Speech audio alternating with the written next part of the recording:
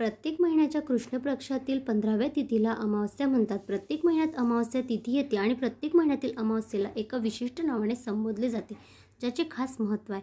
श्रावण महिन्यातील अमावस्या तिथीला पिठोरी अमावस्या म्हणतात. तसेच या दिवशी बैलपोळा सण देखील साजरा केला जातो.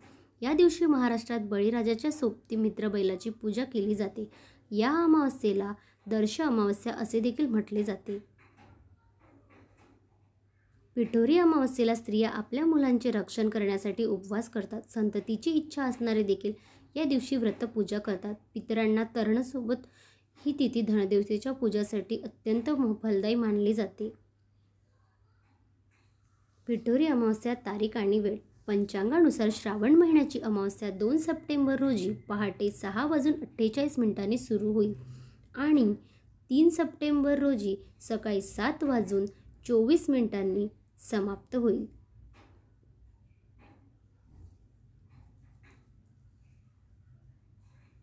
पिठोरी अमावस्येला काय करतात? पिठोरी अमावस्येच्या दिवशी पिठाची आकृती बनवून दुर्गा देवीसह 64 देवींची पूजा करण्याची परंपरा आहे.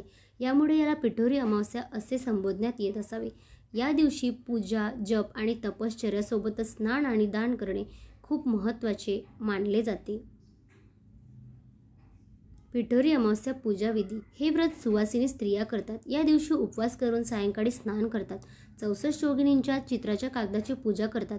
या दिवशी खीर, पुरी, पुरणपोळी, साटोरी असे पदार्थ करतात. व्रत पूर्ण केले म्हणजे अखंड सौभाग्य व दीर्घायू अपत्य होतात. पिठोरी अमावस्येला वंशवृद्धी ही पूजा करण्यात येते.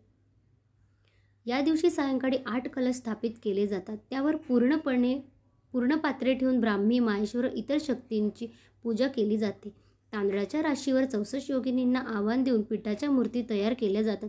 तसेच पिठाने तयार केलेल्या पदार्थांचा नैवेद्यही दाखवण्यात येतो. मातृदिन. पिठोरी अमावस्येला स्त्रिया आपल्या मुलांचे रक्षण करण्यासाठी आवर्जून व्रत करतात. धनदेवतांच्या पूजेसह संततीची इच्छा असणारे देखील आवर्जून व्रत करतात. आईनं मुलांसाठी करायचे हे व्रत आहे. कदाचित म्हणूनच या दिवसाला मातृदिन असेही म्हटलं जाते.